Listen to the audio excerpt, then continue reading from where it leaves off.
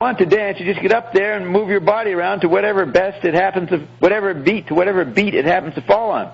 That's where it feels the best. But a lot of these kids are too embarrassed to even try it. The only place where they really get into that is L.A. Now, isn't it interesting that Zappa is talking about this stuff? He's always criticizing. He's always complaining. He's not deluded. He's not going to be fooled by anything, right?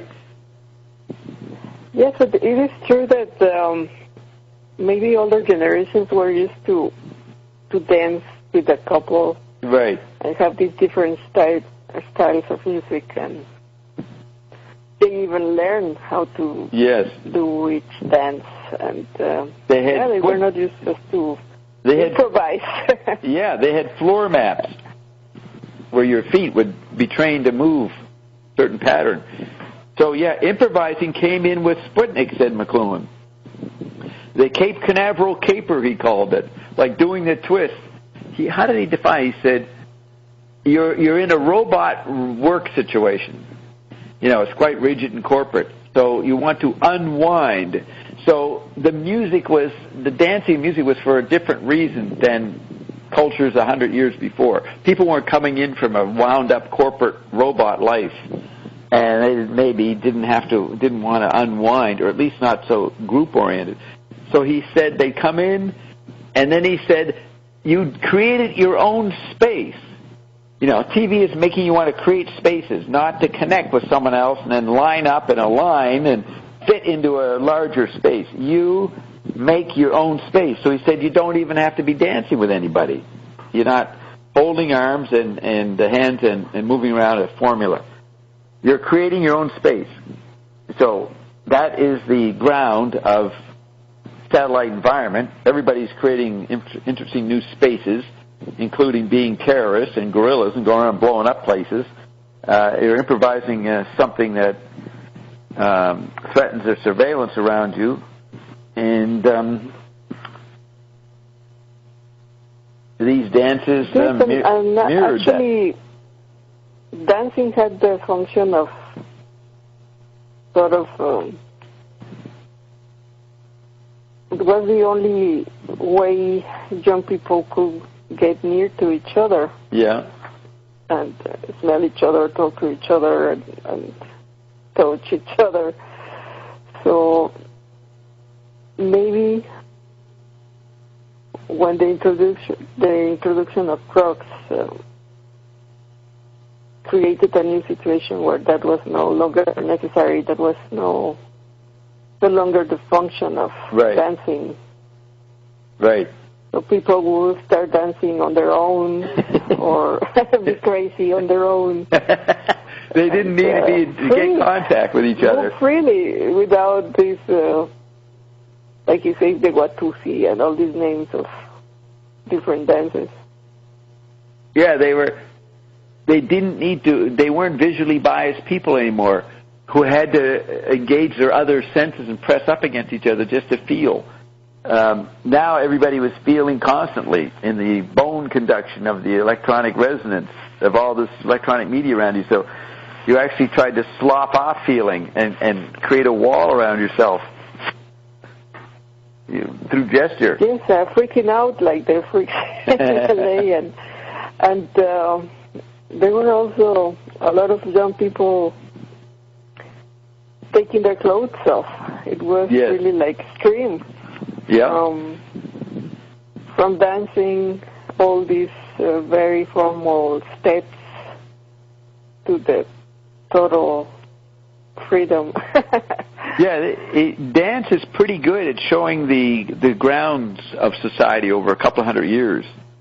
The different absurd formalities compared to the way people dance today or dance by the 60s is the best gauge of changing sense ratios.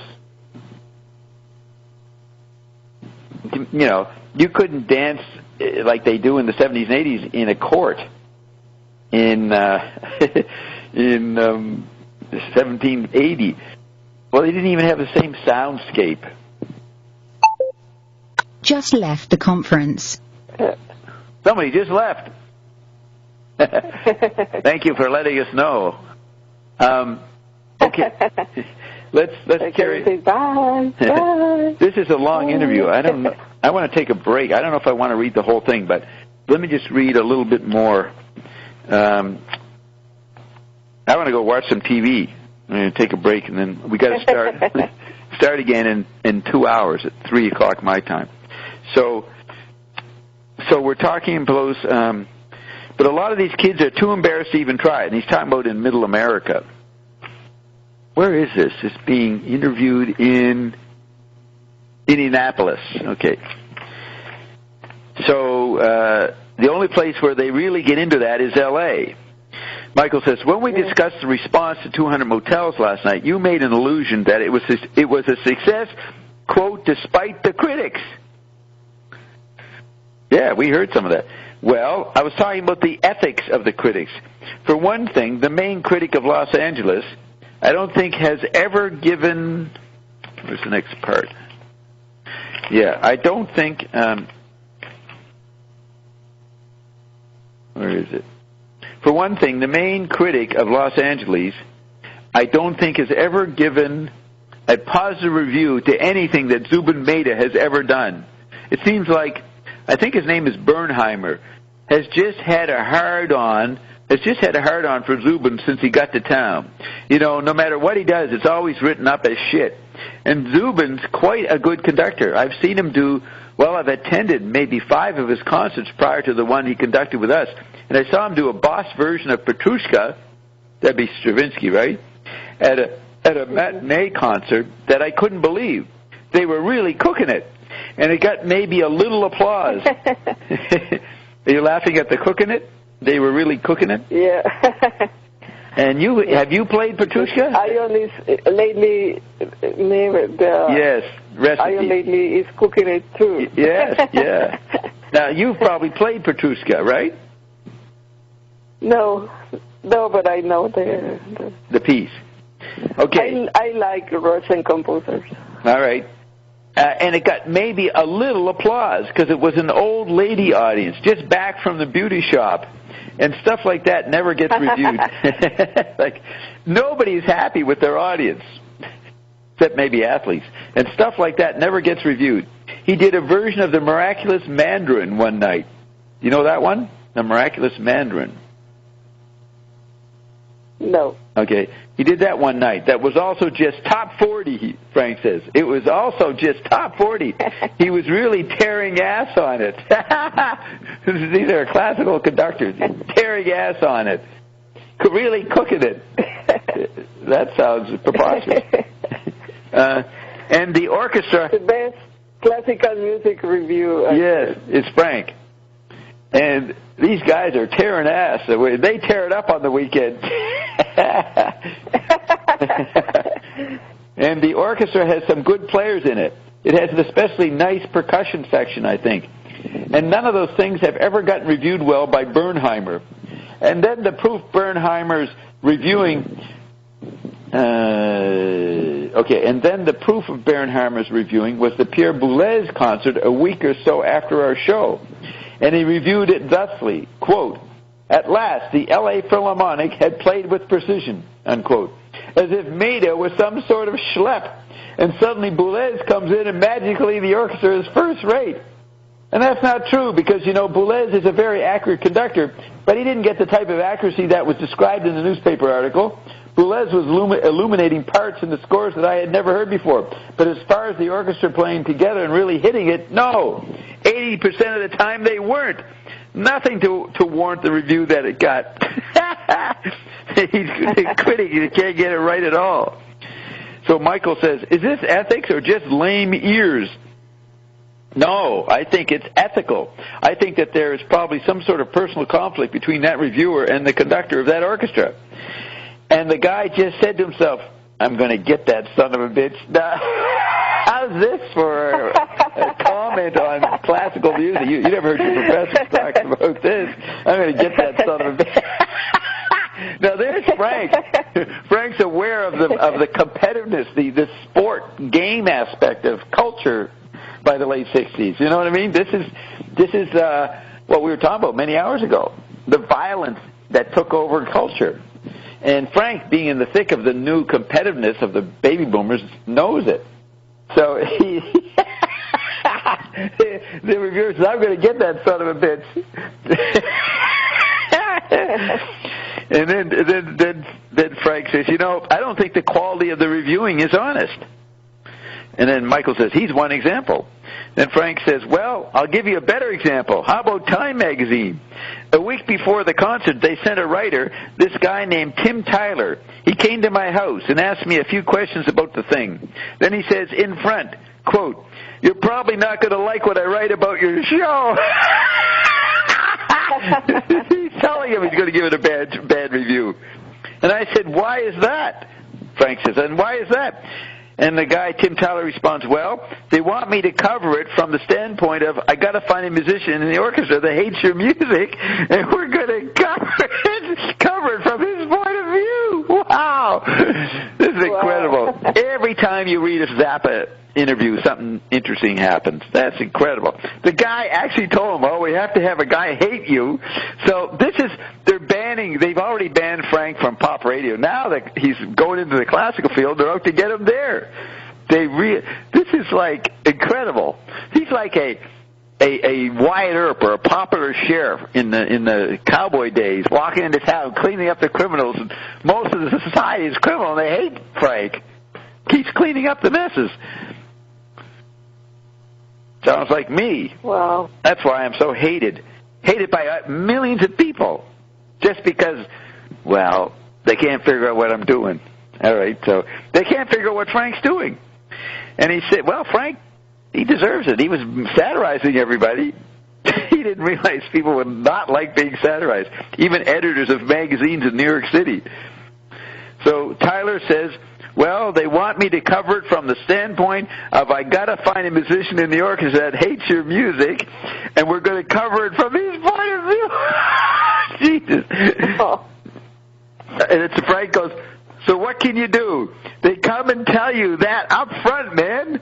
And so he scoured the orchestra trying to find somebody who really didn't like doing it. And he couldn't find anybody. So then he really started scraping around and trying to get somebody to say some bad shit. Uh-oh, Bob's going to start dying laughing. Here we go.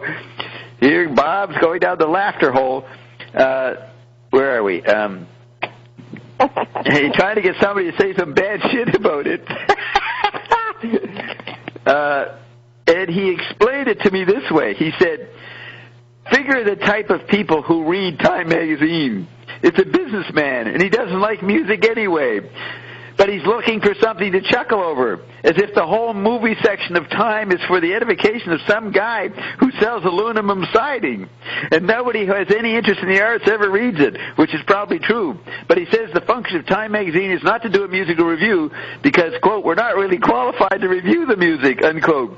And I didn't even see the article, but I'm sure that it did. Alyssa just left the conference. I got to click something off. Unlocked name, exit name. It says here you got to go none. I don't know how I got back. Oh, maybe I refreshed it.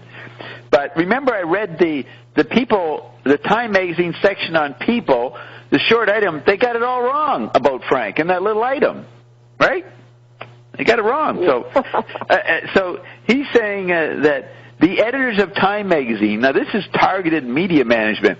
They know their readers, an illiterate, semi-cultured nobody, jerk, and no, not necessarily nobody, he could be a famous businessman, but they got no culture, and Time magazine must design their magazine to have that attitude, to laugh and mock whatever they're reviewing. Now, McLuhan wrote about Time magazine way back in the 40s, early 50s. He said, you can't get truth in Time magazine style. In Time magazine style, there's no truth. So, back to this point. See, here's Frank talking. He's doing media ecology. He's talking about the media environment he's got to live in. Not talking about the concert, or he talks a little bit of the concert, but then he covers this whole media angle, which is pretty interesting, eh? Yes, because I think Time magazine was always famous for their pictures. Yes. This is more like a visual thing than a content thing. Right. And Life magazine was even more famous for pictures. So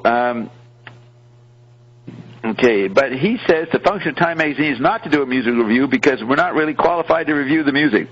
And I didn't even see the article, but I'm sure that it didn't say anything at all about the music in italics.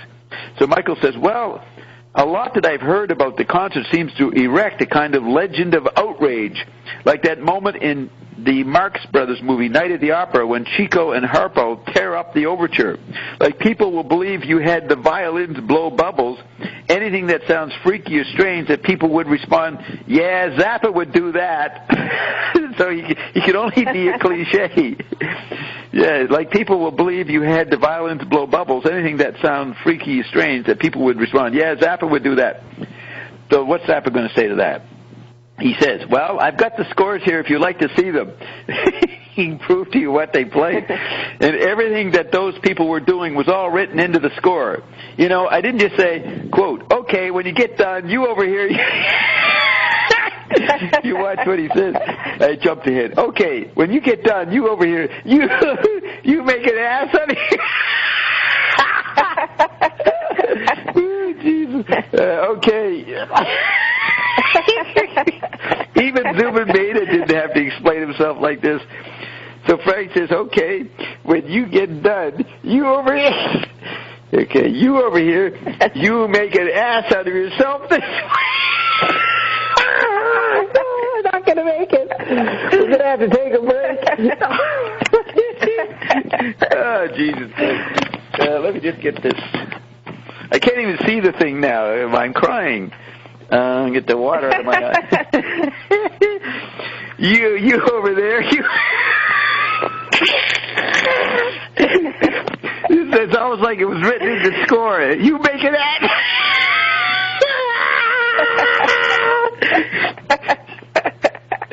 Jesus Christ. Okay, I'm going to try. I'm not going to laugh. I am laughing, but I'm not going to laugh, all right, so we can get it through.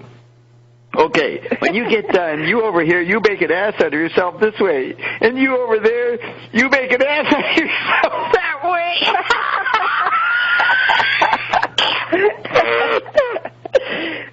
Jesus. Okay, all right. Let me just check. How are they responding on the chat lines? Anybody talking this? Anybody hearing us? No commentary. Okay, so you make an ass out of yourself that way. So then, end of that quote. Then Zapp says, it was all part of the musical concept. And I think one chick wrote that at a certain point in the performance, the brass section stood and tore their music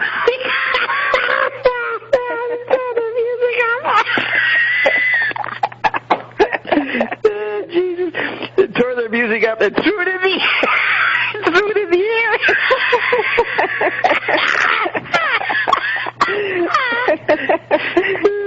And threw it in the air, which was untrue. Nobody did that.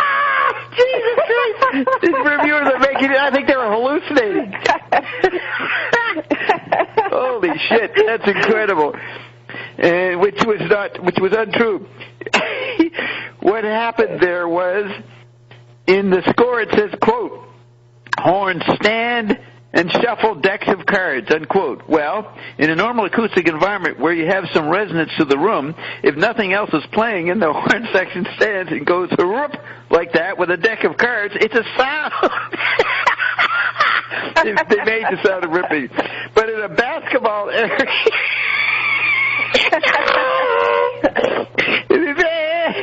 in a basketball area, it doesn't make much sound at all. And they'd been doing it, but it just wasn't coming up. So I didn't know. So I didn't know it. But they had decided among themselves at that point. At that point, even the orchestra rebels. And they decided among themselves at that point they're going to stand and throw the decks of cards all over the violas. And the viola players just went, what? Because all these cards are coming down on them. So they did these players were so used to being disciplined that when they were given a little freeway to do what they want, they turned juvenile delinquents and little kids and just started being silly. And Frank couldn't control him. And the viola players just went, what? Because all these cards are coming down.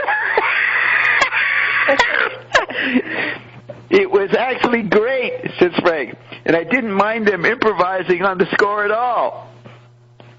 Okay. Mike says, that theatrical act... They did, what was the word, dumping? You say it when they throw confetti? Oh, yeah, bunting. They did the bunting thing, yeah. Bunting. Yeah. It was actually great. So then they're complaining. He's shocked at the reviewer, but he doesn't mind them doing that. But it looks like the reviewer didn't understand what was happening. Heard the rip and thought they did tear their music up, but they didn't tear the music up. They tore the cards up. And it was just a sound effect they were making. They didn't tear up the cards. They made a sound, brap, as if they were tearing it up, but they did throw it on the people. And Frank liked that. Michael says, that theatrical act is an improvisation on the score? Frank said, right. Then you do compose in terms of theatrical elements in the music. Frank says, absolutely. Have you felt your records were ever sufficiently reviewed? Well, there have been some glaring exceptions to that. There have been about 3 really perceptive reviews that I've read about any of the work that I've been involved in, but they're spread out, and they're usually in publications that never reach a mass audience. So our image is brought to the public by magazines and newspapers and such that reach the largest number of people, and that's where the worst reviewers are, in the larger publications. And so what are you going to do? He had the same communication problem I have. He can't, nobody cares. And so what are you going to do? The only place where we really get a decent break is in Europe. Well, I shouldn't say like I have, but like Ion has. There are people misinterpreting us all over the place. And so what are you going to do? The only place where we really get a decent break is in Europe, because we do really, we do really pounds of press over there. I guess he means he does a lot of interview. Like, we just got back, and I must have done 40 interviews in the time I was there. And those papers have large circulations. And it seemed the professionalism of the reviewers was right up there. They took the job seriously. Even though some of them were young kids, they were very thorough, and they had their questions mapped out. Oh, there's that old French education again. Like in America, they haven't been taught to do anything in decades. You guys have the strict education. These kids they can do the serious thing. They had their questions mapped out, and they took time to write down exactly what you said. There was one horrible exception to that, which appeared in the largest British paper, the Daily Express, multi-million circulation. This guy was a little drunk when he was writing down my answers and came up with some strange things. But in general, the pop trade papers like Meltley Maker, things like that, and other newspapers I dealt with over there, guys were really serious about what they were doing. So Michael says... I would like to make a short, small comment. Yes, go ahead. When I went to America, I was really impressed that there was this test with multiple options. When you were as a kid, you mean when you were 12 years old in Washington? Yes, because I never had that type of test in the French school, and I thought that was sort of very silly, stupid. Just have A, B, and C instead of writing an essay or a summary or something. Just like, that's it? Just A, B, and C. That's a test? I was really shocked, like, what is this? Wow, yeah, I can imagine. You didn't have to do any creativity, any memory. You just had to tick off what seemed to be true. Make a choice. Yeah. Yes, but that doesn't teach you how to think or organize your ideas. It's just remembering data. Right. No, memorizing data. LaRouche he writes in his books way back then. He hates that testing. He's ranting against that kind of testing. Okay.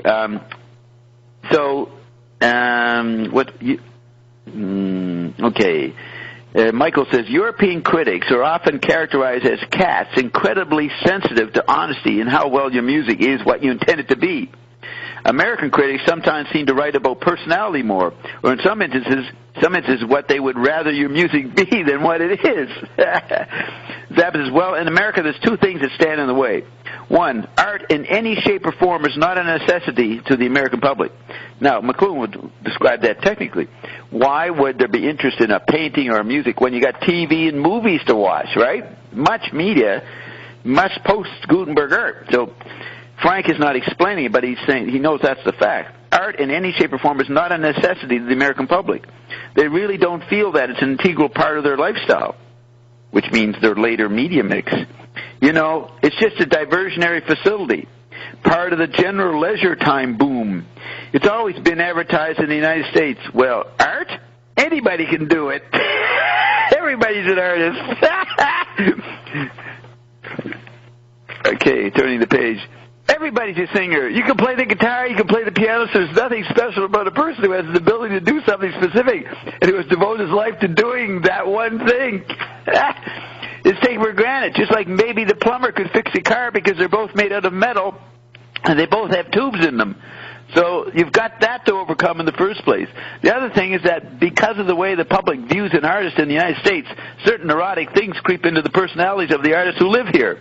Because you're isolated, and you're already viewed as something that came out from under a rock. And in many instances, the people begin to act that role. This is especially true in jazz circles, I've noted. And that just serves to push the audience farther away from them. So when you come up against an interviewer who's looking for a story, who needs to serve a certain thing on assignment for his magazine or paper, then you haven't got a chance, because he'll make you look like a buffoon, or he'll make you look like some sort of a creep or whatever. They make you look that way. That's not the way you are. Wow. Pretty interesting. Right? Yes. Yes, also the insight that he would write all these gestures in his course. I find that also very interesting. These gestures? Because I thought it was... Oh, yeah, the action. Yeah. The actions, I thought that they were improvised in real time, but sometimes they were also scored, so I didn't know that. All right. Hey, you know what? I just remembered Bill won't let me stop at the bottom of the hour. I've got to go till 2, so I guess we are going to finish it. Okay. Then I'll only have an hour for my fun. Damn. Grumble. I'm not used to not getting my way. Okay. Let's see. But this is fun. This is pretty interesting. I read this. This is 40 years ago. 45 years ago. I don't remember any of this. Wow. Yeah,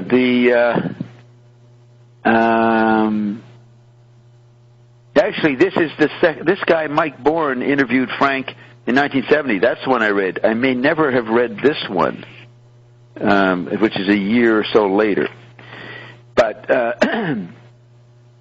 Frank was always exposing the ground, the mechanics of an environment. You know, he's talking about what it's like to be a critic, how you be a critic, what the critic says about itself. He's showing you the process involved in the role. Yes, and another thing I found very interesting is that our senses doesn't work just like on its own, like you just hear, you just see, or you just they're all on all the time. So there is this interaction of the senses, and I like that he was aware of that, and he will do verbi vocal visual. Right, verbi vocal visual, right. Compositions, not only acoustic. Right. Now, that's right. He's operating from a tactile position, which is not a sense. It's the thing that's orchestrating the different senses. So it's orchestrating verbi, vocal, and visual, and kinetic, and proprioceptive. He's working all the different sensory phenomena. So what did you say? You said something. I think it's the first time I noticed that. Well, what did you notice it? You mean when I read it to you? What do you mean? When you just read that he was composing not only acoustics, not only with sounds and notes, and he was composing in a wider way. He was verbi vocal visual. All the verbi vocal visual. He was composing for all the senses. He was making music that would be interesting to play and to experienced, because it's not only listened. Right. It was to be seen, to be engaged with the movement, to... Like a movie. There as a participating... Multi-senses, synesthesia. Yes. That proves my point that he's a tactile creator, not just a musician. Yes. That's why he says this is a movie for your ears. So he's trying to do what McLuhan's pointing out. McLuhan's saying, hey, we're not a simple visual society anymore. We've got multimedia, multi-senses. He's trying to show the same message in a music context, whereas McLuhan was doing it in a book context. So, yeah, it's good to notice that. Yes, and some people may have thought he was only being like a clown, making these gestures. The Fatty Communion. Yes. He'd just be manipulated. Like, why would they're thinking, hey, I'm listening to some music. Why would people throw a card deck up in the air? What's that got to do with my ears? But he was showing more than the ears. He's probably going beyond John Cage. You're going further into the multisensory yes, anesthesia. Because he was not limiting himself to be a serious composer. He was really pushing all boundaries in the genres, with the senses. Right. When I was thinking when we talked to Pauline Oliveros, I was thinking, I brought it up. I thought she was emphasizing the ear too much, so I gave her the benefit of the doubt and said, you are actually trying to point out stuff beyond the ear. And she was. But Frank does it simply. She's still focusing on the ear too much, so to speak, on listening, deep listening. Maybe she means by deep listening exactly what Frank was trying to do, multimedia, having your ears notice the other senses. Right? What do you think? Yes, and well, the fact that she said we listen with the skin, for example. Right. We don't only listen with ears. We listen, like Frank said, with the eyes. Right, with the other senses. Like all the senses interact, and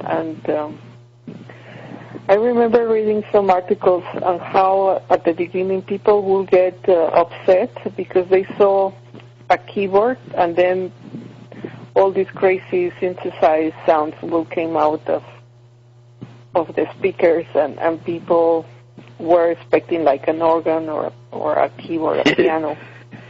And where did you experience this? A synthesizer with a keyboard. That was an article I read a long time ago about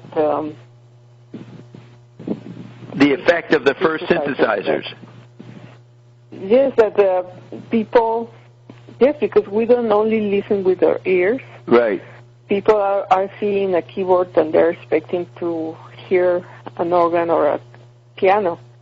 And all these crazy sounds were coming out, and they could not relate both the visual and what they were listening. Right. It was a shock. Now, yes, now it's no problem, but at the beginning, some composers were having trouble with the audience just because of that. Right. Like they were asking, where are all these sounds coming from?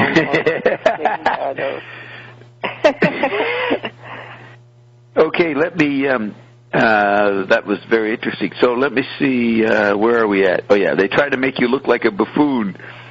Okay, so then Michael says, one of the strange aspects to revolutionary aesthetics is this idea that once the revolution comes, we will all begin to spontaneously create, because we're all essentially artists.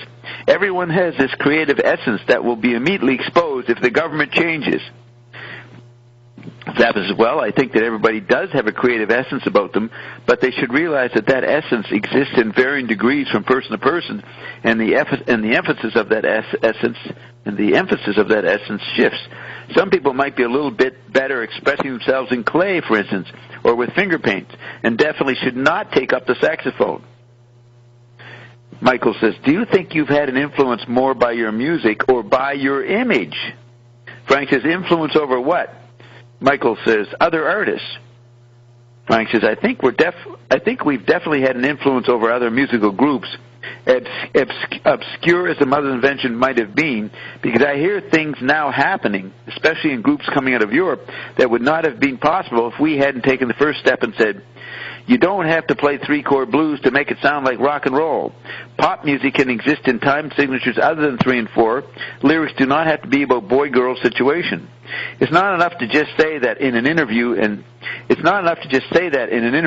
then have it published someplace, and then some guy who's forming a group read it and go, yeah, quote, yeah, maybe that's true. We don't have to play in 3/4, unquote. You have to do it on a record and say, look at that. Maybe you didn't sell 1 million, but that's how to do it. And we did it. We did all those things a long time ago, and now it's happening over there. We played in Germany 2 years ago. There were a lot of local groups that come in the afternoon and do that gig, and I would say that 40% sounded like side 4 of the Freak Out album. And then Michael says, I responded to that, the fourth side, the return of the Son of Monster Magnet. Oh, wait a minute. He says, I responded to that, the return of the Son of Monster Magnet, side 4 of the Freak Out album, like I first responded to Coltrane's Ascension. I forgot that Coltrane did a song called Ascension, or an album or whatever. Like when I first heard it, I wasn't ready for it. But then later, after experiencing the music more and more, I would go back to it, and it would by then sound even tame. But you've often been compared to Dada, especially more so in discussions of Captain Beefheart and other groups you manage. Do you feel this is a conscious element in your music, a kind of overt craziness? Frank goes, Dada? Well, some people may find it hard to believe, but my music is a direct extension of my lifestyle. And I try to keep it. I remember Frank didn't know what Dada was at some point. Anyways, he says, but my music, he goes, Dada, question mark. Well, some people may find it hard to believe, but my music is a direct extension of my lifestyle. And I try to keep it as closely related to the way I think when I'm off stage, no matter what the music is. In other words, he's talking about off stage. He's trying to make it match what life is for him, or his media diet. In order for me to feel natural playing it, it has to be pretty close to the way I feel when I'm off the stage. That's too much of a jolt to have to manufacture something that would be overtly crazy and be anything other than that off the stage, and then go up there and suddenly turn it on. You know, it's cultural shock. So he's actually saying he can't act. He can't make it up. He can't just be crazy in a silly way. It has to fit some kind of order that he has in his daily life. Then Michael says, some Hoosier, which is like a university guy, some Hoosier reading that might respond, quote, oh, wow, he likes to ball vegetables. He likes to fuck vegetables. Some Hoosier reading that might respond, oh, wow, he likes to ball vegetables. And then Frank says, well, am I to be held to blame for the reading comprehension of somebody from Indiana? So, no, he's not to be held to blame. So there's a break, and now dig this question. So they have it looks like they, part 2 of the interview. And we've done 3 pages. And what's coming? It's a very good interview, I think. Yeah. And so then it says, Michael says, are you only in it, there's the big question, are you only in it for the money? Zappa says, no. And that's another criticism that I have of reviewers, because on the day that album was released, the thing that escaped everybody was the fact that it was designed to show that the Beatles were only in it for the money, not that we were.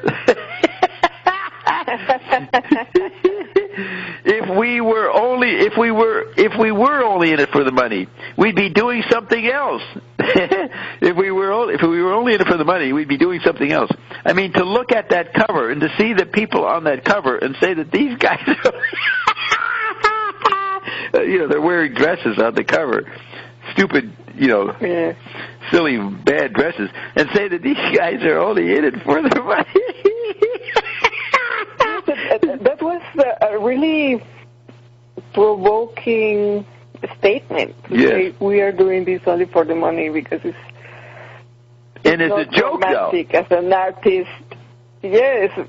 Yeah, it's a joke because it's obviously not how you attract money. It's like they're idiots, not even savants, they're idiots. They don't know how to be for the money, and they do it all wrong. They really did know. They really did want to make it funny, but they were so retarded, they thought, well, maybe this will make money. That's pretty funny. He didn't even know how to sell himself, is the joke. Right?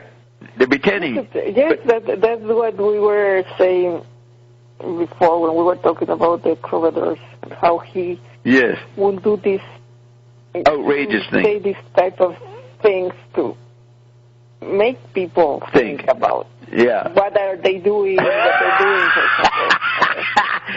They don't mean it. They're not in it for the money. Yeah. Now, here's what's interesting is Zappa did know how to market his stuff. He was a clever advertiser.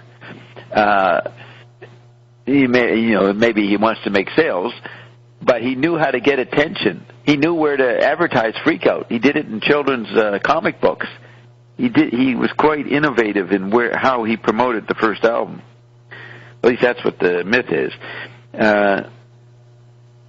He says, to look at that cover and to see the people on that cover and say that these guys are only in it for the money, I thought that was the funniest thing we could have put together. But automatically, everybody assumed that was the exact truth. And nobody stopped to question for a minute the relationship between the Sgt. Pepper cover style and the title. They never once questioned that the Beatles might be anything other than directly descended from heaven. And I personally felt for a long time that they were extremely plastic and flat-out commercial. Mike says, well, the response was usually, oh, a parody of the Beatles cover. Zappa says, no. Likely they didn't even know it was a parody of the Beatles cover. I'd say 30% of the audience didn't know it was a parody of the Beatles cover. And Michael disagrees with Frank. I doubt that. I think people are sharp enough to see something that blatant. Frank says, do you? It's like Ion. Oh, do you? Even though it's inside out? Because remember, you couldn't see the Beatles stuff. They weren't allowed to put it on the outside. Paul McCartney wouldn't let them, so it was hidden. Do you? Even though it's inside out? Think about it. It would have been released the other way if the Beatles hadn't screwed it up. We had to get permission from them to put it out. Michael says, when We're Only In It For The Money was reissued, censored, I recognized most of the cuts for being naughty words or such, like flower power sucks. But I never could figure out why that line from Let's Make the Water Turn Black was cut. The one, quote, I still remember Mummy with her apron and her pad feeding all the boys in Ed's Cafe, unquote. Frank says, that was cut because some executive at MGM thought pad meant sanitary napkin. And the image of Mummy feeding the boys a sanitary napkin was too much for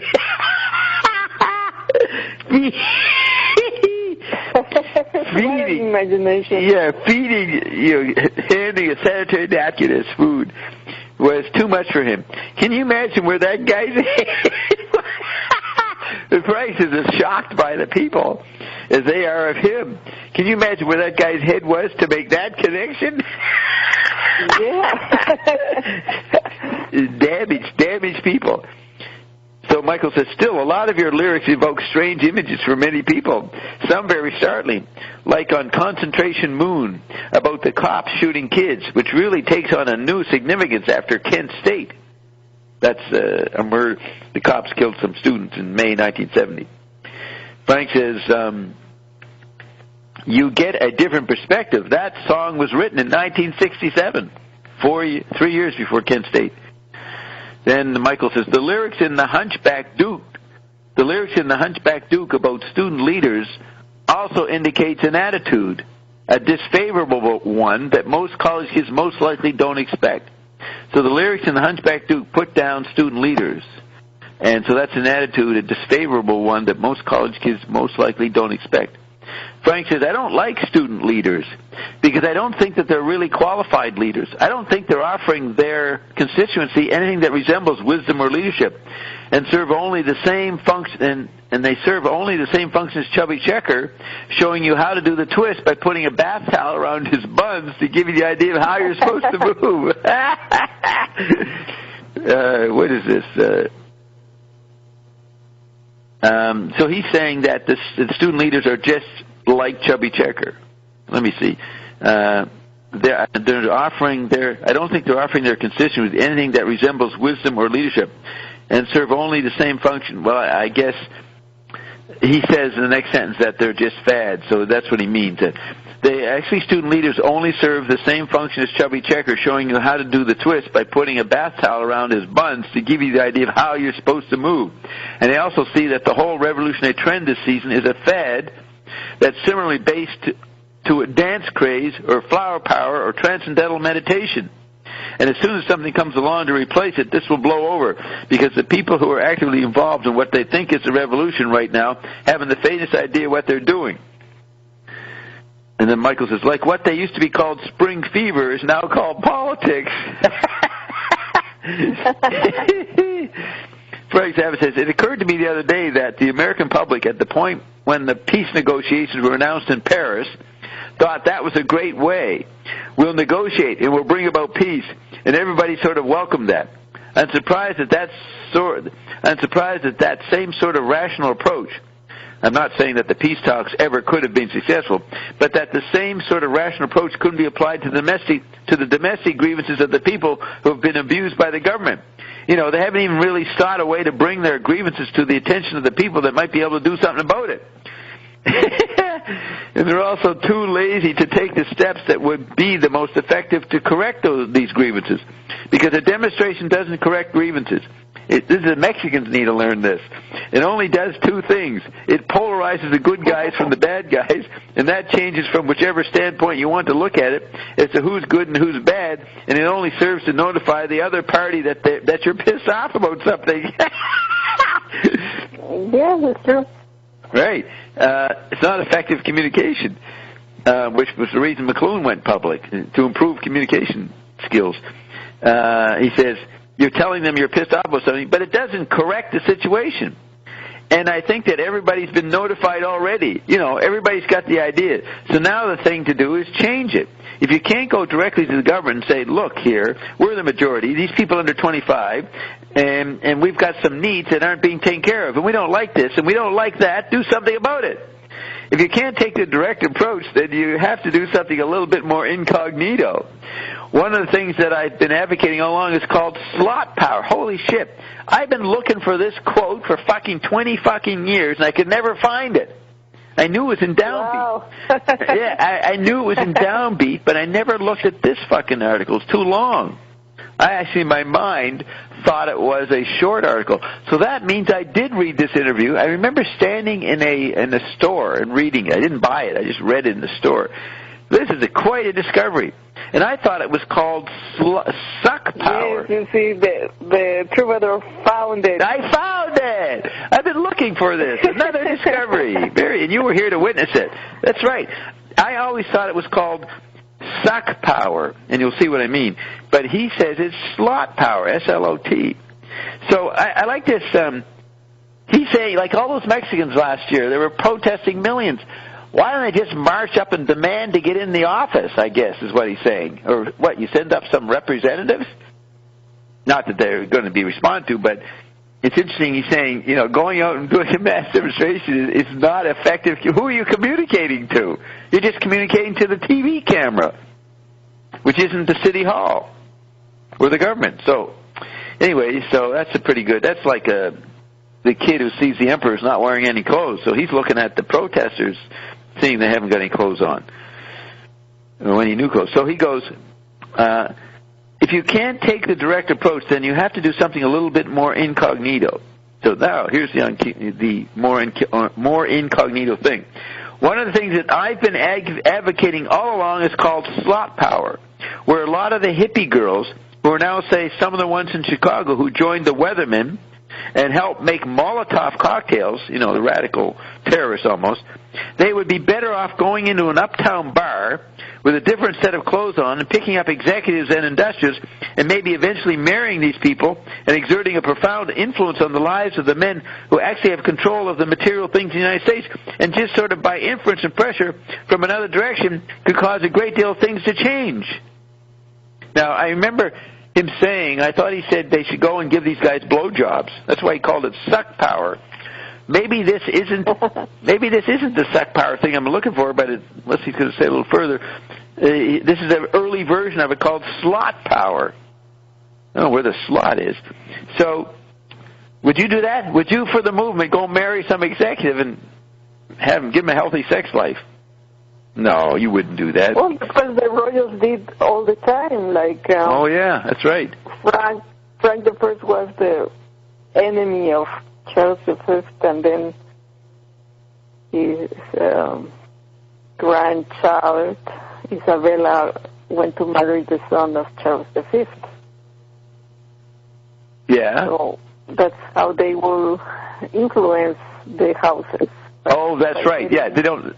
Not just somebody from the family to be the wife of the enemy. Right. They did this infiltration. That's right. Yeah, that's right. They're doing what he's telling. Infiltrate the enemy. More effective than war. Right. Okay, let me just tell Bill. Hey, Bill, I'm taking a break. In 10 minutes. And he's going to play some music as we go out. Okay, take a break in 10 minutes, and I have carte blanche to press the panic button to wake him up. Panic button, Bill. I'm taking a break in 10 minutes. 9 minutes now. Maybe even 8 minutes. Okay, so let's see if I can finish this. This is tremendous. You have to realize how many articles I have to pick from. I always pick the good stuff. Or what seems to be good. And the right thing for today. Right. For each day. That's right. So he's saying, so that's interesting. Yes, the royals knew what to do. Mike says, that's not your basic working through the system ideal. You know, you go into the system and you work your way through it. That's not your basic working through the system ideal. And then Frank says, but it's still a lot tidier than going out and blowing things up. And the other way is, and it's an especially effective tactic in the Midwest where you have a lot of small towns, if you think you really know where it's at and you're a long-haired kid, you know, and you really got the best interest of the United States at heart, and you're really patriotic and you really want to change things, what you do is you get some of your buddies together and you go to a small town and you cut your hair, and as soon as you're old enough to vote, you just take it over. And this has been done a couple places on the West Coast. You get your own sheriff, and you get your own mayor, and your own city council, and then you've got a town. But see, there's a lot of these kids that know deep down that if that ever happened, they would be forced to accept the responsibilities of actually running that town. And then what do? They're not ready for that. And Michael says, there's an impatience about that also. And Zappa says, but impatience is irrelevant, man. You can't be impatient about something that's this fucked up. They actually censored that in the magazine. You can't be impatient about something that's this fucked up, that took this long to get fucked up, hundreds of years, and you're not going to undo it with one demonstration. He makes it sound absurd, even the idea of having a demonstration. You're not going to undo it with one demonstration. To me, that's a result of media talk. To me, that's a result of television. Television has shortened your interest span and led you to seek out things like instant TV dinners. I know it's worked on me, definitely. I can't wait 2 seconds to get something to eat if I'm hungry. Somebody could offer me the greatest meal in the world if I waited 2 hours. And if I'm starving to death, I'll eat a peanut butter sandwich. Somebody could offer me the greatest meal in the world if I waited 2 hours. And if I'm starving to death, I'll eat a peanut butter sandwich. You know, that's exactly the way it is. And it's the same with these kids. Or it's the same with those kids. They think, you know, quote, we'll just go out there and we'll stand around in the street and we'll scream and somebody will squirt us with gas and then we'll have a revolution. Yeah, we laughed about this before. That's very interesting because that explains why we are so impatient. Yeah. Your TV bodies used to being satisfied instantly all the time. And then you know, the chip bodies equally. So, man, oh man, and they don't. For example, now we just Google things, and I can't even get the books of my ancestors online. Right. I don't have to go to a library and photocopy them or wherever. Yeah, that's pretty awesome. Like everything is instant. So, yeah, we're not used to long processes, and it's very interesting because already McLuhan was doing culture is our business like slogans. Yes. And now we see Trump is so popular because he's not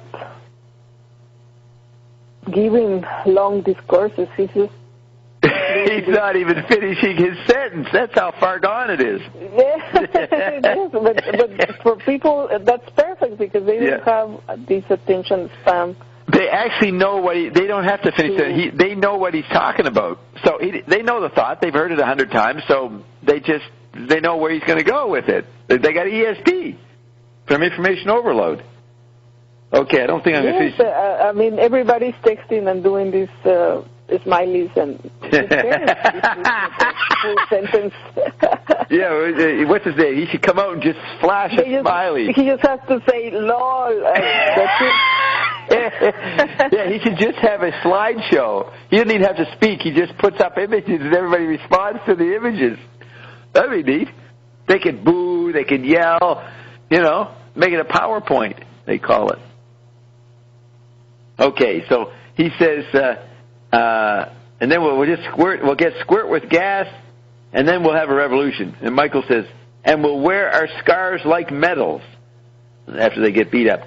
Zappa says, yeah, that's right. Michael says, I notice in both theater and in music this kind of impatience, an inability to wait and appreciate what is happening, wanting it to be over, to have already experienced it without having to expend too much time. Well, that's a product of the instant replay. You have the meaning before the experience. So actually, Bill's asking what time back on. I'll say 3 p.m., 3 a.m. We'll only get an hour break because I think we agreed. It depends on whether Ian shows up. Okay, I'll just say 3 a.m., so in an hour. Now, where were we? Yeah, the instant replay makes people really impatient. Zappa says, you want it to be over so you can clap. Michael says, so you can file it. And Zappa's quoting somebody. I heard that solo the other night. I heard that guy play 27 choruses of Lady is a Tramp. And then Michael, they're jamming here, he quotes, and I applauded like I've never applauded before. It's all about the clapping. How much clapping you get to do. And then Frank goes, yeah, he was heavy. He's quoting somebody. Then Michael says, are you a fatalist then? Do you think there's a chance to get out of it all? Do you think there's a chance to get out of it all? A chance to educate the public? A chance to... Frank says, yes, 50-50. That's optimism, 50-50. Michael says, a kid asked me to ask you, quote, what possessed you to pose for that poster sitting on a toilet? Well, this is a good thing. Good story. Frank goes, okay, it went like this. I had no idea there was ever going to be a poster. That picture was taken in a toilet in the Royal Garden Hotel in London. And it was part of a publicity campaign for our first appearance in England. And so the guy that took it just decided to make a poster out of it. And due to the copyright laws in England, the photographer owns the photographs. Here, the photographer, here in England, that's where he's, I don't know. No, here in America, here the photographer owns the photograph, but he doesn't own the right for your image on it unless you give him a release. There in England, they don't need a release. So he took the thing and went out and made a poster out of it. Well, it pissed me off, and I couldn't do anything about it because they had a whole bunch of them on the market. And it's probably one of the best-selling posters of all time, though I haven't seen any money at all from it. It's bootlegged all over the place. Somebody makes a poster of it. Somebody else will take a photograph of that poster and print up his own. There are 2 or 3 different varieties of it that are circulating all over Europe. Well, that's maybe a little bit more. Yay! End of part 1. The longest show in the history of radio. We've been on the air for 11 hours. No, 12 hours. 12 fucking hours, baby.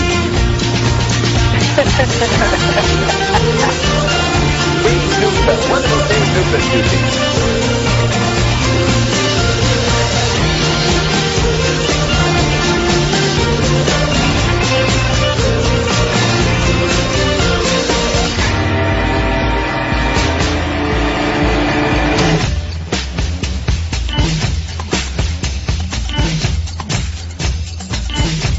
There is no media.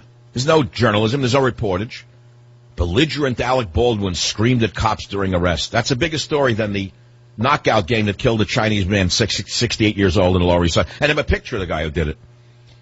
Beating up a 68-year-old Chinese immigrant who's retired in the East Village, walking after taking care of his granddaughter. A knockout game artist comes up from behind him, punches him, throws this old Chinese man to the ground, and kicks him to death. And that's not in the New York Post or the Daily News, because it's an uncomfortable story. It's a very uncomfortable story. It's liable to make people think. It's liable to change the narrative. So I said 7 reasons Solange is the more interesting. I never saw anything like this. It's so degenerated, I can't tell you what I think of it other than what I think of it. That's what I think of it. That's what I think of it. Here again, Daily News. Why Solange? I don't know who Solange is. Solange, it sounds like a sponge. I don't know what Solange is. Is it a verb? Is it a noun? Is it a sponge? I don't know what a Solange is. Why sponge snapped? This is the front page of the New York Daily News. Reaches millions. Witness tells the news fight erupted after Jay-Z's plan to attend Rihanna's. I don't care about them. Low life, garbage, all of them. How do you like that? Garbage! Garbage, filth, garbage, filth, garbage, filth, low life. Why are we worshiping these people? Why? White, black, it doesn't matter to me. I'm sick of the entertainment worship. I hate them. They've destroyed America. They're degenerates, all of them. They don't stand for anything decent in the country. Nothing. In my day, an entertainer, if he was a family man, the people loved him. The women talked about Perry Como. He was a man who went home to his wife. He was a family man. Now, we all can't live up to that standard. I get it. But now it's the opposite. The lower the slime, the higher the exposure. The filthier the slime, the more exposure. So you have entertainers' daughters now trying to break into the public eye who are strip-teasing every day on Instagram. Whether it's Sean Penn's pathetic daughter or Alec Baldwin's pathetic daughter, every day they try to expose themselves in a pathetic striptease in order to get in the newspapers. And this is what they expect. This is what they expect. Why don't know why it happened? Look at the father. Look at the father.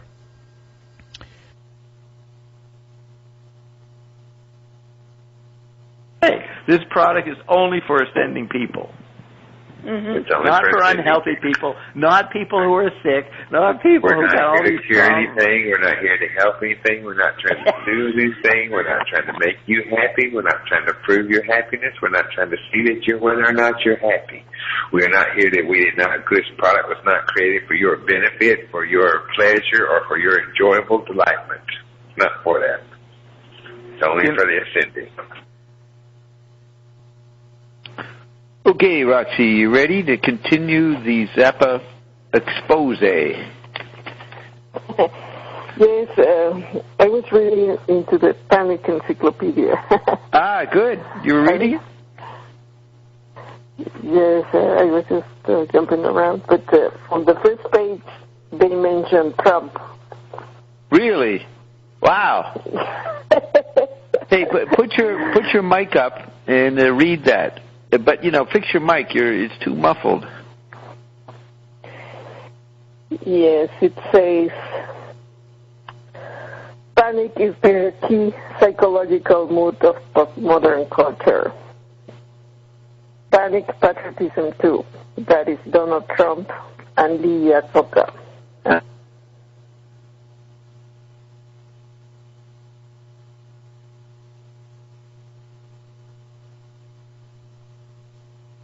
Like, move it around. Are you sitting up? No. Yeah, it doesn't work lying down. Look at Susanna. Says, oh, no, I fell asleep and left my phone unplugged. Now only 4% charge. I can't take you with me, Bob. That's horrible. She's going to miss him. Big morning. Okay, so you're sitting up? Mic is adjusted? Is this important? I don't know. Okay, let's see. Okay, it says, panic is the key psychological mood of postmodern culture. Good. Panic patriotism too. That is Donald Trump and Lee Iacocca. Who's that? He was the president of Chrysler Corporation in the 80s when they were in financial trouble. Lee Iacocca. As self-nominated American heroes of the marketplace, breaking with the old robber baron tradition of practicing primitive exploitation in the age of an equal exploitative primitive capitalism. They have discovered the secret formula of postmodern robber barons, as that of merging the economic calculus of let's make a deal with political rhetoric of making America stronger. And this is in 80-something? 89. They wrote this? 89. Yeah. And so Trump, you don't have to read any more. So Trump was saying what he's saying today 30 or more years ago. He was saying, that's incredible. He's going to make a deal with America. If they knew, this wouldn't be called Panic Encyclopedia, but Terror Encyclopedia. Yeah. Yeah. Okay, read a little more. Yes. Or is that it? Oh.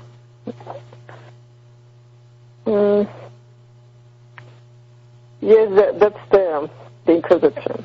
So. Amazing. They named Trump, and he's saying they're postmodern robber barons. Postmodern robber barons. Yes, that's self-nominated American heroes. Wow. Okay. So let's make a deal. Okay, that's merging economic calculus with the political rhetoric of America, of making America stronger. That's exactly what he says today, the economic calculus with political rhetoric. Yes.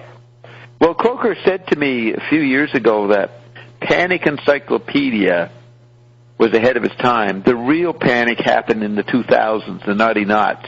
He's saying this about 2004, 2005, that he realized that the full-blown panic reality was happening in the younger George Bush's administration. Like panic war when they invaded Iraq in 2003, and then I don't know what happened after panic web 2.0. You have your MySpace, your YouTube, your Facebook, panic communication. But that's pretty good. That's a good find. And that's the opening paragraph of the book. The opening anecdote. On the first page. Wow. Okay, so let's finish the Zappa interview for the Zappa series. This is an interview in Downbeat. And Ein's not here yet, so we can finish this up. We can play. So we continue talking about Bob, but we say it's about Zappa. That's right, and maybe now you're clear, now you're perceiving clearly. Let's maybe bring Bart in. Let's see if Bart has something to say. Let me finish this up, Bart, and I'll bring you in. So we're reading the end of this very long interview in 1971, where it's a jazz magazine, Downbeat. And Mike Bourne, their jazz critic, is interviewing Frank Zappa, and it's called The Aesthetics of Freakery. And we made all kinds of discoveries. As Kim pointed out, we died laughing at some point, or I did, laughing at, I can't even remember what it was about, but somewhere earlier in the interview. About the critics. The critics, how crazy the critics were. And then, okay, so Frank has just described how that poster of him sitting on a toilet happened. We won't repeat that, but I'll repeat the last couple of lines. Frank says it's bootlegged all over the place. Somebody makes a poster of it. Somebody else will take a photograph of that poster and print up his own. there are 2 or 3 different varieties of it that are circulating all over Europe. There was no copyright limitations in Europe, so it could go all over the place. It wasn't fair. Frank did not ask for it. He didn't get any pay for it, and pissed him off. So Mike says, Mike the interviewer, do you get hecklers much? Frank says, oh yeah, they're heckling because it's fashionable to heckle the mothers of invention, because they know I'll say something back to them. We really don't get into too much audience abuse anymore. In the early days, when what we were doing was so far removed from everyday experience, you know, what you said about freak out, it was weird for its time. When we first started performing things on stage, there was quite a bit of hostility from the audience, but we weren't going to let that wither our presentation. So we just give it back to them on a psychological level. Now, outside of bashing someone's head in the audience, what can you do to them for revenge? Have you heard the Chicago Art Ensemble? Frank asked. They played at a festival we did in a tent where people were sleeping in sleeping bags all around the place, and they had magnesium flares on stage. We've never done anything dangerous like that. And Mike says, did you sit on stage for a half hour purposefully tuning up a long time and then get up and then go up and say, quote, now you know what aggravation is? Frank says, nope. I'll tell you one that I heard. A kid from the flock came over to me and said, is it true about the gross-out concert at the Fillmore East? And I said, what are you talking about? And he said, well, I heard that you said you'd give $1,000 to anybody in the audience who could outgross you. And I said, oh, really? Then what happened? And the kid said, well, this kid came up on stage and he took a crap right on the amplifier.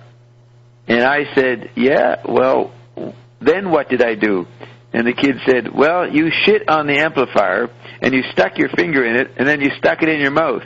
Is that true? And I said, no, it's not true. And he said, I was so proud of you. And I've heard about 5 different... He says, I've heard about 5 different stories in that same vein circulating around about gross-outs. I think another version is, somebody shits on the stage, so then Frank outdoes him by eating the shit. that was what people were hallucinating. So Mike says, the myth of the outrageous. Frank says, yeah. Mike says, who do you listen to? Frank says, I mostly listen to orchestra music. I've been listening to Debussy and Ravel lately. Honegger, generally Stravinsky and Varese. Then Mike says, this is my pet question. Frank Zappa says, well, let's have it then. Mike says, what could you conjecture as a legacy of yourself? Frank says, a legacy of myself? What would I like to leave? Mike says, what you'll be remembered for. Something more than an infamous poster. Zappa says, I think that's about all I have to look forward to, actually. The poster and rumors about me sticking my finger in my mouth on the stage of the Fillmore East and saying, that's aggravation. And that's the end of the interview. So we finished it. Now, let's bring Bart on. See if he has something to contribute about the Zappa world. Let's make some urban legends about Bob. What did you say? Revelations, did you say? No, urban legends. Like urban legends about me, yes. Yes, yeah, okay, Bert, no, this is Bart. Any thoughts about, did you hear the Zappa stuff many hours ago, or you were sleeping? Well, what I did hear was you laughing to the point of not being able to speak. Yes, I love that. I love laughing like that. Yeah, and Sustained, too. I probably listened to a solid 20 minutes or so of your uncontrollable laughter. It's, and you can't fake it. You can't make yourself get into that state. I can't. It has to happen as a surprise. It's a wonderful surprise. Right. I mean, I've been listening to you for however long you've been on the air, and I've never heard you laugh like that. Well, you didn't hear my Donald Trump one the other day on What Youth? I did listen to that. I did. There was a lot of laughter there too. Yeah, I would within the last. Just recently, I'd say you've been laughing so hysterically on air that it's just been unprecedented. But More urban legend. Did you actually laugh on stage, Bob, and then couldn't talk and went blind for 20 minutes? Yes. Yeah, and then took a dump on the amplifier and stuck your finger in it? No. My shit started laughing. He had an incredible laugh. Yeah. The shit was laughing. Everything in the general vicinity was laughing. Yeah. Right. And okay, no, that's good. Now I'm going to go to see if I have another interview. They're pretty interesting. You guys can talk. Oh, here's something about 200 Motels, the movie. A long article. Let's see how they review it. I saw the premiere of it in New York City in November 1971 while staying at Dave Wally's apartment on East 7th Street or so in the Village, and he was finishing up his biography on Zappa, and he and Zappa had a falling out. So I had to hear David Wally commiserate about what an asshole Frank was. And about a month later, after hanging out with Dave Wally for a week, he took me around to interesting poetry readings. The Warhol guy who was in the early Warhol movies, Gerard Malanga, gave a poetry reading. And then I bumped into him the next day up at the Guggenheim. But a month later, Frank's concert in Switzerland, Zurich or someplace in Switzerland, burnt down. And then a week after that, he was knocked off stage and almost died. Dave Wally said, there it is, Frank got his karma, he fucked with me. So Dave Wally thought that Frank was getting paid back for messing with Dave Wally. So I don't think he would ever admit that in public. He's dead now, but I had to keep that confidential, that he gloated over Frank almost dying. Hey, what do you think of that? I witnessed it. I witnessed the dark underbelly of human relationships. Okay. A wonderful world. Okay, so this is called, it's from Cream Magazine. It's called 200 Motels, What's the Deal? And I actually just played What's the Deal, a segment about 15 minutes ago from the movie. So it says, this is by Rick Bolsom. What's the deal? That's a quote. Somebody gave weird old Frank Zappa a bunch of money to make a moving picture. So this is a young kid. Frank is only 30 years old. So some kid is calling him, some rock critic, must be in his 20s, and weird old Frank. Somebody gave weird old Frank Zappa a bunch of money to make a moving picture.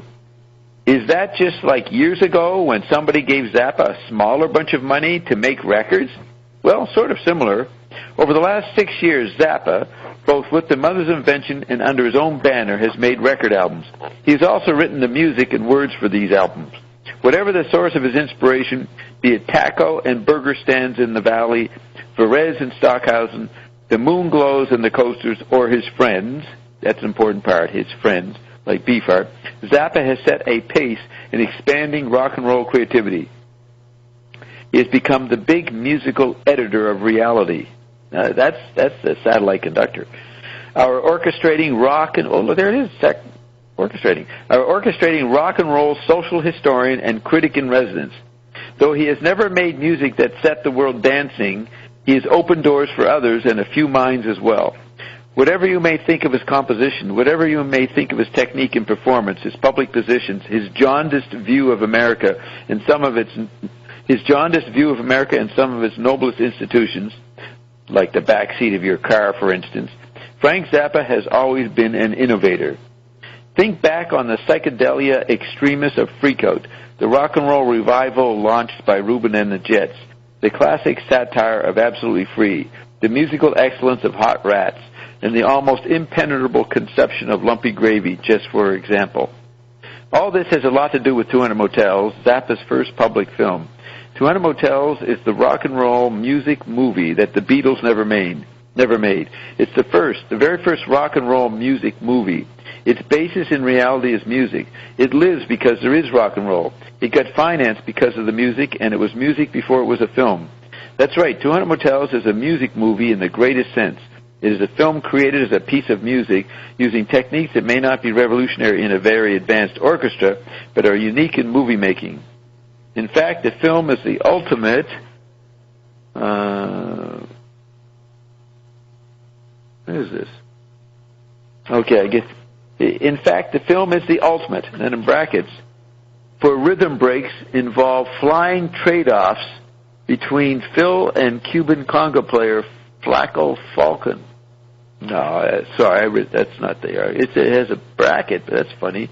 No, that's not it. Let's see. Okay, here's the continuation. In fact, the film is the ultimate, for now, and logical extension of the entire body of work, both on record and on stage, of Zappa and the Mothers. Not only is it unique in terms of its structure, but also in the videotape techniques which allowed the creation of the optical effects which alone are worth the price of admission. Then he makes an aside. He does a sidebar. He says, an awful lot of people dismiss Zappa as not being a true rock and roll musician because his composition is dependent on things other than simple chord changes and harmonies. Remember we were talking earlier, Roxy, about his using more than one sense, not just the ear. So they're saying his compositions depend on things other than simple chord changes and harmonies. Now, a lot of people are going to dismiss him as a rock and roll filmmaker. It's very hard to get so many people lined up to dismiss you. But Zappa's creative output has always been the alternate selection in a world of top 40, and the impact of this movie will give film freaks an alternate of their very own. Then he goes back to his review. 200 Motels is a film conceived in Holiday Inns. It represents bits and pieces of life on the road with a rock and roll band and how everything gets to look when you are live on the road. Of course, it's more than just that. That's just the form. It's also hysterically funny. Zappa mostly sits in his basement in Laurel Canyon and works. He is a compulsive worker, and when on the road he writes when not performing or rehearsing. Sometimes he writes while the band performs. Sometimes they are simultaneous actions. Meanwhile, he is also looking out around him and checking the events and people for more material. Say something funny within 50 feet of Frank Zappa, and you might well hear it on an album. In brackets, honest. That's what all... Yeah, honest. That's what all the... He was non-stop recording. Right. He was being like television, which is a non-stop. Documenting his environment and... like a TV camera. Being a TV camera. And these links we were saying about how he was composing for different senses, not only for the ear. Right. Because music for a film goes with the visuals. Yeah. So he was trying to make this merging of perception. Exactly. It's reflecting back the environment, his immediate environment. I was thinking, just to interject, it's almost like Ion. When you come in proximity to Ion, you're being reflected back at you. Yes. Earlier today, in some of the rants that Ian did about me, he was saying things about me that I've never said to him. He was picking out little personal things about things I'd done. He mentioned them. It was really making Carol laugh because she knew what he was referring to. But he can go right into X-ray you. He can tell you things about yourself. It's almost like you walk by, say, a computer, and just being in proximity to it, it starts sending sounds and text and images. Scanning you. Yeah, it just starts responding to you while you're in its environment or proximity. He's like walking down the street, and he's a bum bumming some money, and he just starts sort of talking about you as you go by. Yeah, you're not going to want to take a ride up there. Yeah. Hey, buddy, how's your sex life? How's your business? Yeah. Let me tell you about Deutsche Bank. Ain't Trump wild? Yeah. Oh, but if you're in a rush to get somewhere, I don't want to bother you, but you may not get there. Yeah, take it easy. Relax and allow, buddy. Take it easy. But you are fucked up, but be easy about it. You're fucked up. Be easy about it.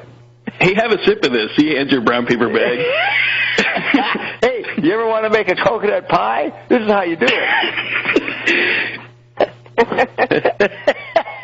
And today he gave the ice cream recipe. Yeah, I mean, that is I've talked to the people at the thing, and it's a big secret recipe, and the guy discovered it, and he did it, and it's a real important process how he makes ice cream, so that for people who are sensitive, it doesn't bother them. You know, they don't get buzzed out from some sugar thing. It's really an important formula, and I wonder if he gave. I have to get Carolyn to re-listen. Somebody, Bert, if you find it again, tell me where it is, and we'll get Carolyn to listen to it and to see if she can see how accurate it is. I wouldn't be able to figure it out. I don't know anything about food. I just eat the shit. But Carolyn has to make food. She's a scientist of food. You just put your finger on it and then I just put my finger and lick it. Now, you know, Bert, I just want to point out, see how fast Roxy is? She took an image that this happened, 10 minutes ago and adapted it right to what I was saying. She got a fast mind like that. Oh, yeah. Have you noticed? Yeah. I've been very impressed. You didn't think of that? No, I wouldn't have made that connection that fast, I don't think, as she did. But anyways, what were you going to say? You've been listening? No, I've been impressed with Roxy's output. She's been excavating so much stuff, some of which you shared on Dobbs, the essential related information. But I mean, go Roxy. But Roxy gets self-conscious. She asked me to remove that. Oh, well, that's no, it's great and it's appreciated. It gives you're sort of fleshing out more of like I said, the historical aspects of Ascension, how that's been incorporated into art and architecture and so forth. It gives some context for it because up until this point we haven't had much of a discussion on the particulars of it. You know, it's just been something that we've played around as being out of reach and this and that. Yeah, Ian said to me the other day, he said, I'll never tell you guys how to ascend. Which, you know what, that is the appropriate response when you consider what he said. He says, you don't have to ascend, you already did it, but you haven't caught up yourself. And all these things, so he can't tell you to be consistent with the fact you're already ascended. But you're also not ascended, and you need some help there. So all this talking to Ion is where it comes in. Listening to Ion, he prompts notions in yourself, clearing the debris. That's the technique. The massage, the mental massage Ion's giving us, and other things. That's right. The only way to, he's not going to give you a formula. You actually can ascend by learning how to react to him, to his talking. Yes, because the formula is a way, it gives you the sense that you've completed it. Something that okay, what do you hard to believe? No, what's so amazing, Roxy? Yeah, the whole thing about ascension and changing the blood and the fall, and it's something that for a normal mind, a rational mind, could be impossible to accept. Yeah. But for me, seeing these things in literature, in architecture, in science, in many things that are there and have been there and are documented, it's like a validation of this. I'm not crazy. It's really right. happening. Well, I want just to add to that, the people, Roxy had uncovered that not only were there people that were ascended that weren't telling people, the people that Roxy sort of uncovered that were searching for this stuff, they were applying the greatest techniques and the best minds that they had at their disposal, and here we are stupidly stumbling into this thing and just ordering up these drops and saying, I like these, and having this process basically just unfold for us. It by default defies reason. Yeah, and that's all. Remember, bring it back to me. I was there. I was fucking manipulating all these people for fucking thousands of years. Just think of that fucking idea. Yeah, and I heard I can't remember it. I heard a statement from you, Bob, recently, just going to the archives again, that like you got pissed off about 100 years ago that there are all these ascended people running around that weren't telling anybody, and you decided to knock the walls down and let everybody know. Yeah. And that Ion moved in to support you in that. Non-physical agreed. They probably kicked me out of their club, and I'd had enough. So I pulled a Marilyn Monroe, and I started to expose them, but I was not stupid like Marilyn Monroe, and she got murdered for exposing Jack and Robert, but I have survived so far. And then it turned out I had the whole goddamn fucking universe on my side. They were sick of these fucking idiots also for hiding everything.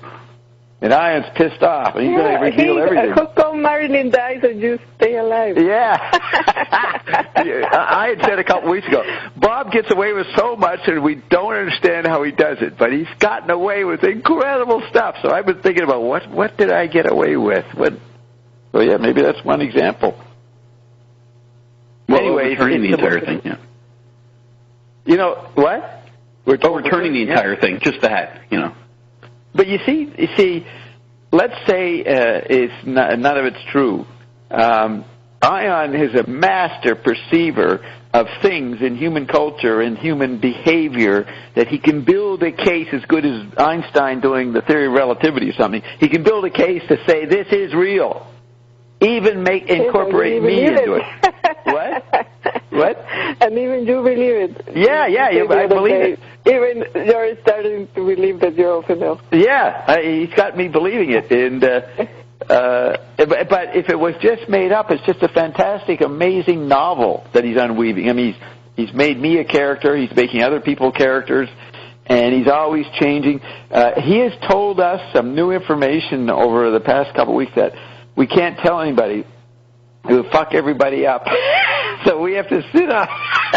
We have to wait for other events to unfold that we can do it. But I'm always amazed at how he can up the ante and come up with the next incredible bunch of stuff. Yeah. It's amazing. Ando Crystal may be right. He decided pretty early that Ion was a demon. A demon.